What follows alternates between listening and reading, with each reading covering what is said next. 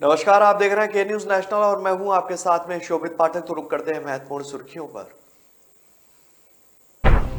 सपा से राज्यसभा के लिए कपिल सिब्बल ने किया नामांकन। जावेद अली खान और डिंपल यादव का नाम भी फाइनल। हमारा देश लकवाग्रस्त हो चुका है। टेक्सास के स्कूल में गोलाबारी के बाद गन लॉबी पर भड़के पूर्व राष्ट्रपति ओबामा। आर्थिक संकट से घिरे पाकिस्तान को सऊदी अरब ने दिया सहारा। 3 अरब डॉलर की मिलेगी मदद। जापान से लौटते ही काम में जुटे प्रधानमंत्री मोदी। सुबह दिल्ली आते ही बुलाई कैबिनेट की बैठक। और आम आदमी पार्टी ने शुरू की बदलाव यात्रा। 68 विधानसभा क्षेत्रों को लेकर बनाया खास प्लान। समाजवादी पार्टी से राज्यसभा के लिए कपिल सिब्बल का नाम फाइनल कर दिया गया है। कपिल सिब्बल ने लखनऊ में राज्यसभा के लिए नामांकन किया है। वहीं कपिल सिब्बल के अलावा 2 अन्य सीटों पर पार्टी ने जावेद अली खान और अखिलेश यादव को राज्यसभा भेजने का फैसला किया है। पूर्व में कांग्रेस से राज्यसभा सांसद रहे कपिल सिब्बल ने बुधवार को लखनऊ में समाजवादी पार्टी से राज्यसभा के लिए नामांकन पत्र दाखिल कर दिया था। इसके अलावा जावेद अली खान और अखिलेश यादव की पत्नी डिंपल यादव का नाम राज्यसभा के लिए फाइनल हो गया। वहीं कपिल सिब्बल के नामांकन के दौरान सपा प्रमुख अखिलेश यादव और प्रोफेसर राम गोपाल यादव मौजूद रहे। कपिल सिब्बल को राज्यसभा भेजे जाने पर अखिलेश यादव ने कहा कि कपिल सिब्बल बड़े नेता रहे हैं और इसके अलावा डिंपल और जावेद गुरुवार को नामांकन करेंगे। नामांकन के बाद कपिल सिब्बल ने कहा कि 16 मई को मैंने कांग्रेस से त्यागपत्र दे दिया था। ये एक आजाद आवाज के लिए महत्वपूर्ण है। जब एक निर्दलीय की आवाज उठेगी तो लोगों को लगेगा कि वो किसी पार्टी की आवाज नहीं है। हम विपक्ष में रहकर गठबंधन बनाना चाहते हैं जो मोदी सरकार का विरोध करे। मैं खुद इसका प्रयास करूंगा। मैं पिछली बार भी यूपी से राज्यसभा गया था। आपको बता दें कि इससे पहले कपिल सिब्बल कांग्रेस से राज्यसभा सांसद थे। अमेरिका में टेक्सास के एक स्कूल में गन फायरिंग में 19 बच्चों की मौत के बाद इस घटना की कड़ी आलोचना हो रही है। अमेरिका के पूर्व राष्ट्रपति बराक ओबामा ने देश में गन लॉबी को लेकर तीखी प्रतिक्रिया दी है। उन्होंने इस घटना को त्रासदी भी बताया। वहीं अमेरिका के राष्ट्रपति जो बाइडेन ने देश को संबोधित करते हुए गन पर प्रतिबंध लगाने की बात कही है। अमेरिका राष्ट्रपति जो बाइडेन ने नरसंहार की घटना के कुछ घंटे बाद राष्ट्र को संबोधित करते हुए नए बंदूक प्रतिबंधों का आह्वान किया। अमेरिका के पूर्व राष्ट्रपति बराक ओबामा ने इस घटना की कड़ी आलोचना की है। उन्होंने कहा कि हमारा देश लकवाग्रस्त हो चुका है। देश बंदूक लॉबी और एक राजनीतिक दल द्वारा पंगु बना हुआ है और जिसमें किसी भी तरह से कार्य करने के लिए कोई भी इच्छा नहीं दिखाई देती है जो इस तरह की घटनाओं को रोकने में मदद कर सकता है। किसी भी तरह की कार्रवाई जो है, अमेरिका के पूर्व राष्ट्रपति बिल क्लिंटन ने कहा था कि स्थानीय, राज्य और संघीय स्तर पर चुने हुए नेताओं को पार्टी की परवाह किए बिना हमारे बच्चों और समुदाय को सुरक्षित रखने के लिए तरीके खोजने चाहिए। वैसा शिकार, खेल, सूट और आत्मरक्षा के लिए बंदूकें रखें। हम बेहतर कर सकते हैं और हो सकते हैं। इससे पहले अमेरिकी राष्ट्रपति जो बाइडेन ने कहा कि एक राष्ट्र के रूप में हमें पूछना होगा कि भगवान के नाम पर हम कब बंदूक लॉबी के खिलाफ खड़े होने जा रहे हैं। उन्होंने सवाल के लहजे में पूछा कि क्यों इस नरसंहार के साथ जीने को तैयार हैं।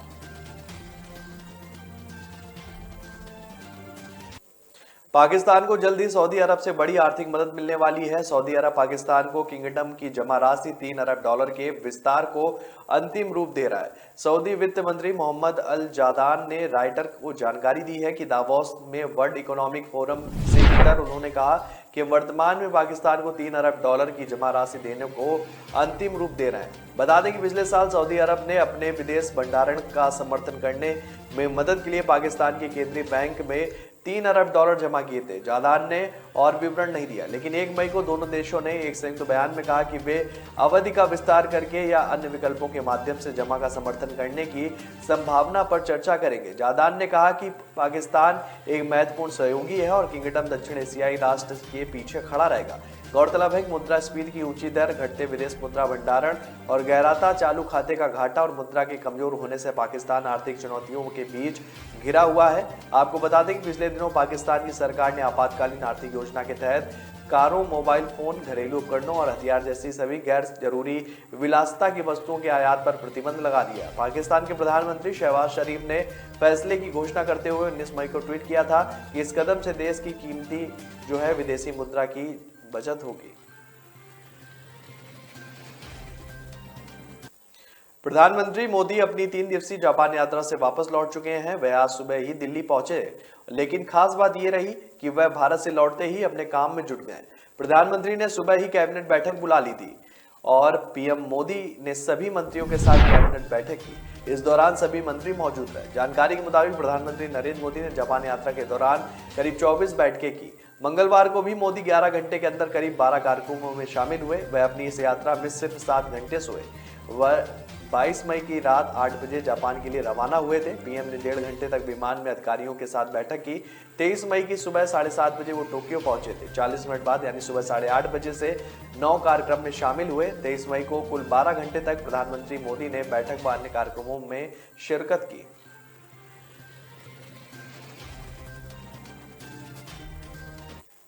हिमाचल प्रदेश में इस साल होने वाले विधानसभा चुनाव को लेकर आम आदमी पार्टी ने अपनी तैयारियां तेज कर दी हैं। आम आदमी पार्टी ने इस कड़ी में बदलाव यात्रा शुरू की है। बदलाव यात्रा के जरिए आम आदमी पार्टी का मकसद विधानसभा चुनाव से पहले राज्यसभा में अपनी स्थिति को मजबूत करना है। बुधवार से आम आदमी पार्टी ने हमीरपुर, नाहा और कारसोग विधानसभा क्षेत्रों में बदलाव यात्रा शुरू की है और इस यात्रा के दौरान Aam Aadmi Party door to door program कर रही है और इसके साथ ही आम आदमी पार्टी दिल्ली और पंजाब में अपनी सरकारों द्वारा बनाई जा रही नीतियों को भी प्रमोट कर रही है।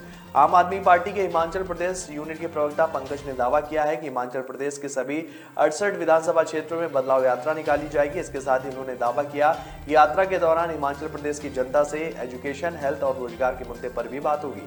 आज आम आदमी पार्टी हिमाचल प्रदेश में खुद को बीजेपी और कांग्रेस के विकल्प के तौर पर पेश कर रही है। पंजाब विधानसभा चुनाव के नतीजे आने के बाद से ही आम आदमी पार्टी हिमाचल प्रदेश में एंट्री कर चुकी थी। आम आदमी पार्टी के मुखिया अरविंद केजरीवाल ने पिछले 2 महीनों में कई बार राज्य का दौरा किया और इसके अलावा पंजाब के सीएम भगवंत मान भी हिमाचल प्रदेश में 2 रैलियां कर चुके हैं। हालांकि बीजेपी के नेता लगातार इस बात का दावा कर रहे हैं कि आम आदमी पार्टी राज्य में कोई बड़ी ताकत बनकर सामने नहीं आ पाएगी। आम आदमी पार्टी के कई नेता पिछले महीने भारतीय जनता पार्टी में शामिल हो गए थे। तो ब्रेक पर जाने से पहले रुक करते हैं महत्वपूर्ण सुर्खियों पर। सपा से राज्यसभा के लिए कपिल सिब्बल ने किया नामांकन। जावेद अली खान और डिम्पल यादव का नाम भी फाइनल। हमारा देश लकवाग्रस्त हो चुका है। टेक्सास के स्कूल में गोलाबारी के बाद गन लॉबी पर भड़के पूर्व राष्ट्रपति ओबामा। आर्थिक संकट से घिरे पाकिस्तान को सऊदी अरब ने दिया सहारा। $3 अरब की मिलेगी मदद। जापान से लौटते ही काम में जुटे प्रधानमंत्री मोदी। सुबह दिल्ली आते ही बुलाई कैबिनेट की बैठक। और आम आदमी पार्टी ने शुरू की बदलाव यात्रा। 68 विधानसभा क्षेत्रों को लेकर बनाया खास प्लान। लोग मुझे कभी बहुत अच्छा समझते हैं, कभी बहुत बुरा। इनसेंसिटिव। भगवान जैसे है हमारे लिए। एनी टेस्ट जरूरी है क्या? जान बचाई है मेरे बेटे की। ठीक से देखा ही नहीं, सिर्फ 2 मिनट। लोगों की बातों का असर मैं अपने काम पे नहीं पड़ने देता। मैं जो करता हूं वो अपने पेशेंस के लिए करता हूं। अगर मेरे पास सिर्फ 2 मिनट है तो शायद इसलिए क्योंकि कोई और क्रिटिकल है। अगर मैं 1 से ज्यादा टेस्ट करवा रहा हूं वो इसलिए क्योंकि मेरे ट्रीटमेंट में डाउट की जगह नहीं। अगर मैं स्ट्रिक्ट या इनसेंसिटिव हूं वो इसलिए क्योंकि आपकी हेल्थ सबसे इंपॉर्टेंट है। तो लोग मुझे चाहे अच्छा समझे या बुरा, मैं उनसे कहता हूं थैंक यू, क्योंकि वो मुझे रोकते नहीं बल्कि याद दिलाते हैं कि मुझे मेरे पेशेंट्स के लिए क्या करना है।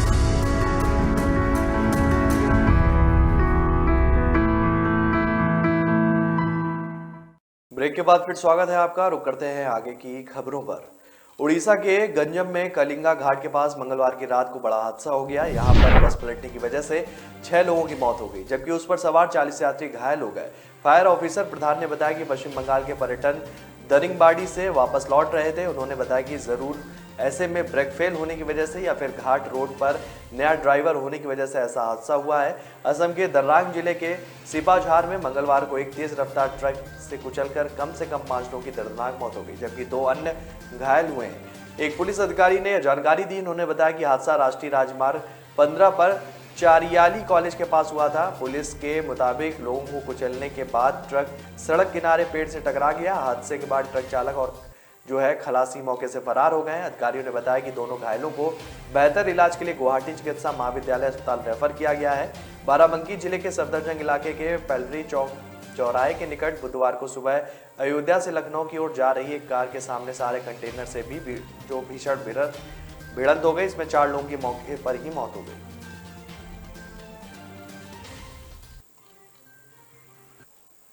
कांग्रेस के पूर्व अध्यक्ष राहुल गांधी ने लंदन के कैम्ब्रिज यूनिवर्सिटी में एक बार फिर प्रधानमंत्री मोदी और आरएसएस पर निशाना साधा है।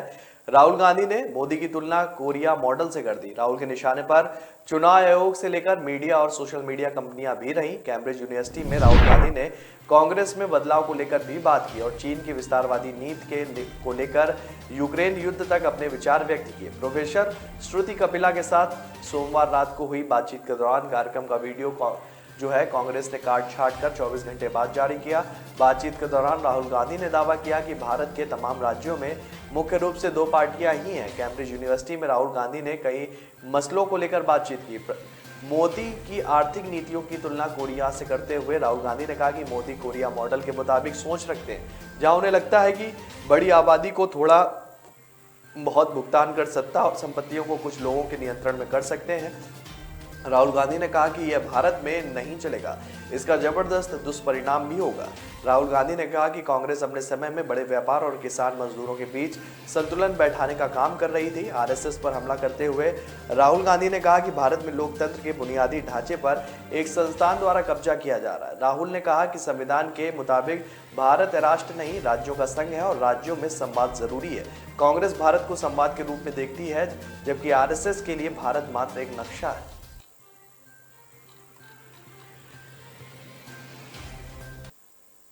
यूपी में राज्यसभा चुनाव 2022 को लेकर सियासी गलियारे में काफी हलचल नजर आ रही है। समाजवादी पार्टी इस बार राज्यसभा में 3 नेताओं को भेज रही है। पार्टी ने कांग्रेस के पूर्व नेता कपिल सिब्बल को राज्यसभा में भेजने की बात कही जा रही थी। इसके पीछे रणनीति ये है कि इससे पार्टी को राज्यसभा में उठाने के लिए एक मुखर आवाज मिल जाएगी। इसके साथ ही पार्टी को अंदरूनी कलह से भी मुक्ति मिलेगी। वहीं कपिल सिब्बल को यूपी से राज्यसभा में भेजे जाने पर अखिलेश यादव ने कहा कि कपिल सिब्बल बड़े नेता रहे हैं, 1 पर निर्णय हो गया है, 2 पर जल्द फैसला होगा।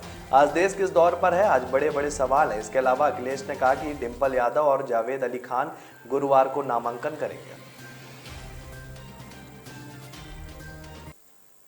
मंदिर मस्जिद पर चल रहे विवाद के बीच एआईएमआईएम चीफ असदुद्दीन ओवैसी का बयान खूब चर्चा में है, जिसमें उन्होंने ट्वीट करते हुए लिखा कि भारत के मुसलमानों का मुगलों के साथ कोई भी संबंध नहीं है, लेकिन ये बताओ कि मुगल बादशाहों की बीवियां कौन थी। ओवैसी के इस ट्वीट के बाद विवाद बढ़ गया और बीजेपी नेताओं ने ओवैसी को अपने अपने तरीके से जवाब भी दिया। एआईएमआईएम चीफ असदुद्दीन ओवैसी के इस बयान पर केंद्रीय मंत्री गिरिराज सिंह ने जवाब दिया।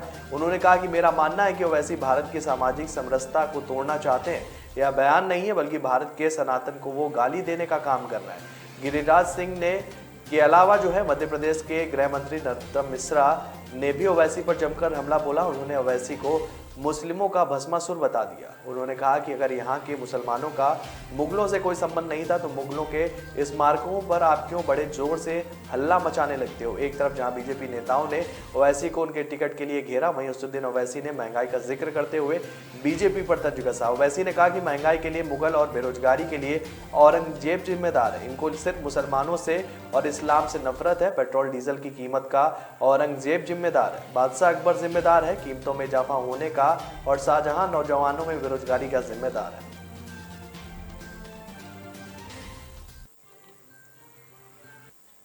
पंजाब के सीएम भगवंत मान ने अपनी ही टीम पर सर्जिकल स्ट्राइक कर अपने कुनबे को संदेश दे दिया है कि भ्रष्टाचार पर 0 टॉलरेंस रहेगा और कोई बख्शा नहीं जाएगा। लिहाजा भगवंत मान के इस एक्शन पर असर जो है जमीनी स्तर पर भी होने की उम्मीद है और उन तमाम विधायकों व मंत्रियों को संदेश दे दिया गया है कि जिनके खिलाफ शिकायतों का लंबा चौड़ा अंबार चंडीगढ़ से लेकर दिल्ली तक लग गया है। 23 मई को ही आम आदमी पार्टी के एक विधायक, उनकी पत्नी और बेटे को 11 साल पुराने मामले में 3 साल की सजा सुनाई गई है। पंजाब के पटियाला से विधायक बलवीर सिंह और अन्य पर उनकी एक रिश्तेदार पर हमला करने का आरोप भी है। हालांकि रूपनगर के अतिरिक्त मुख्य न्यायाधीश मजिस्ट्रेट रविंदर सिंह ने बलवीर सिंह, उनकी पत्नी रुपिंदर कौर, बेटे राहुल, एक अन्य व्यक्ति को सजा सुनाने के बाद जमानत दे दी गई। हाल ही में धोखाधड़ी के मामले में सीबीआई ने आम आदमी पार्टी के विधायक जसवंत सिंह के परिसरों पर भी छापा मारा था। अब विधायक पर 40 करोड़ रुपए से अधिक की धोखाधड़ी का आरोप है।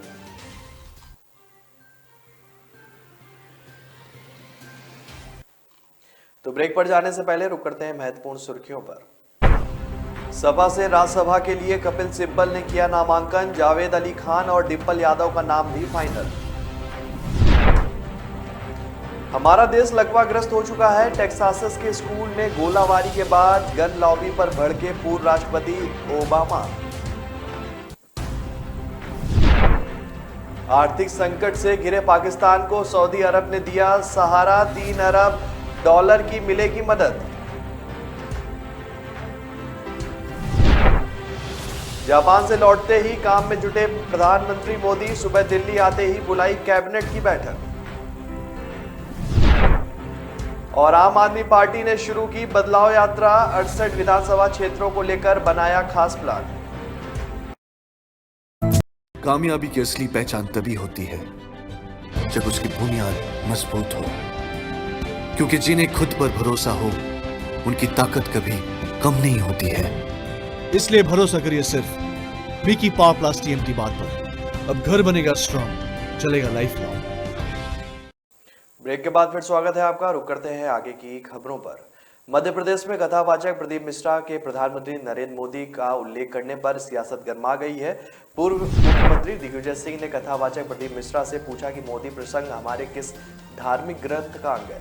इस पर गृह मंत्री नरोत्तम मिश्रा ने पलटवार किया है। पूर्व मुख्यमंत्री और राज्यसभा सदस्य दिग्विजय सिंह ने प्रदीप मिश्रा का वीडियो शेयर कर सवाल कर ट्वीट किया कि माननीय मशहूर कथावाचक श्री प्रदीप मिश्रा जी से बड़ी विनम्रता से पूछना चाहता हूं कि मोदी प्रसंग हमारे किस ग्रंथ का अंग है।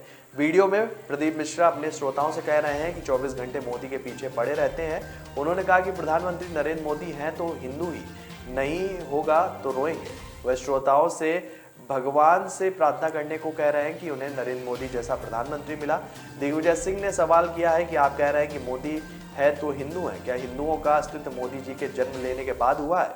सनातन धर्म, जिसे अब हिंदू धर्म भी कहा जाता है, हजारों साल पुराना है। अंततः जो है आपके वचन हमारे सनातन धर्म, उसकी मान्यता, परंपरा, संस्कार व संस्कृति के विरुद्ध है।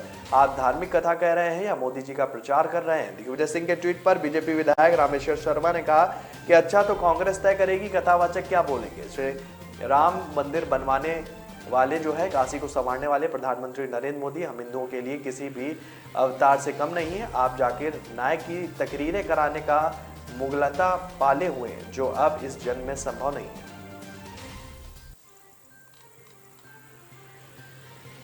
मुख्यमंत्री शिवराज सिंह चौहान पंचायत और नगर निगम चुनाव को लेकर एक्टिव हो गए हैं।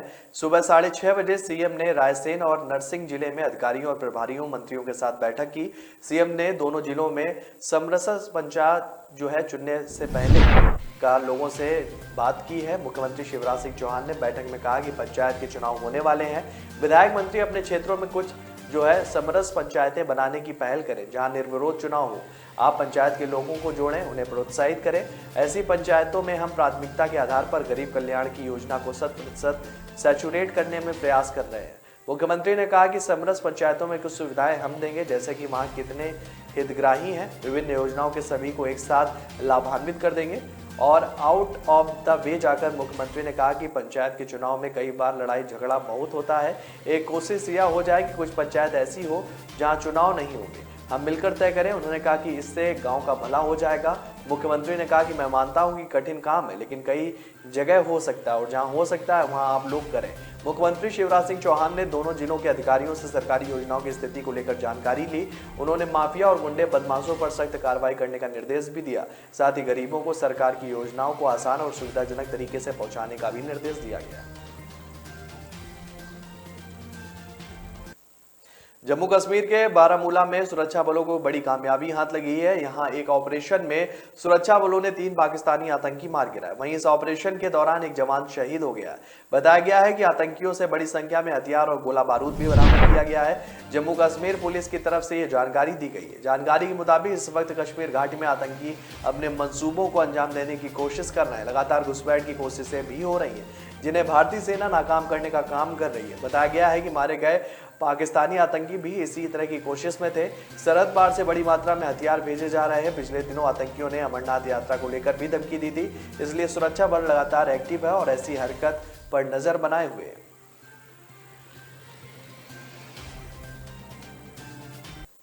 कोलकाता के ईडन गार्डन में खेले गए आईपीएल 2022 के पहले क्वालीफायर मुकाबले में गुजरात टाइम्स ने राजस्थान रॉयल्स को 7 विकेट से हरा दिया। इसके साथ ही जीटी की टीम फाइनल में पहुंच गई। अपने डेब्यू सीजन में फाइनल में पहुंचने वाली जीटी आईपीएल की टीम जो है वो पहली बन गई है। आरआर ने पहले खेलने के बाद 20 ओवर में 6 विकेट पर 188 रन बनाए थे। इसके जवाब में जीटी ने अंतिम ओवर में लक्ष्य का पीछा किया और डेविड मिलर ने आखिरी ओवर में प्रसिद्ध कृष्णा की 3 गेंदों पर लगातार 3 छक्के जड़कर अपनी टीम को जीत दिलाई।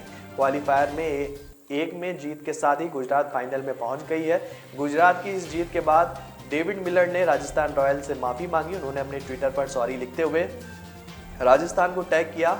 राजस्थान ने भी अपने ऑफिशियल ट्विटर अकाउंट से मिलर को मजेदार जवाब दिया है। आरआर ने रिप्लाई दिया कि GIF लगाई है, साथ ही लिखा है कि दुश्मन ना करे दोस्त ने वो काम किया है। आईपीएल 2020 और 2021 सीजन में राजस्थान टीम ने मिलर को खरीद लिया था। राजस्थान फ्रेंचाइजी ने 2022 सीजन के लिए मिलर को रिटेल नहीं किया था। तो फिलहाल इस बुलेटिन में मेरे साथ इतना ही। आगे की खबरों के लिए बने रहिए के न्यूज नेशनल के साथ। तब तक के लिए नमस्कार। सपा से राज्यसभा के लिए कपिल सिब्बल ने किया नामांकन। जावेद अली खान और डिंपल यादव का नाम भी फाइनल। हमारा देश लकवाग्रस्त हो चुका है। टेक्सास के स्कूल में गोलाबारी के बाद गन लॉबी पर भड़के पूर्व राष्ट्रपति ओबामा। आर्थिक संकट से घिरे पाकिस्तान को सऊदी अरब ने दिया सहारा। $3 अरब की मिलेगी मदद। जापान से लौटते ही काम में जुटे प्रधानमंत्री मोदी। सुबह दिल्ली आते ही बुलाई कैबिनेट की बैठक। और आम आदमी पार्टी ने शुरू की बदलाव यात्रा। 68 विधानसभा क्षेत्रों को लेकर बनाया खास प्लान।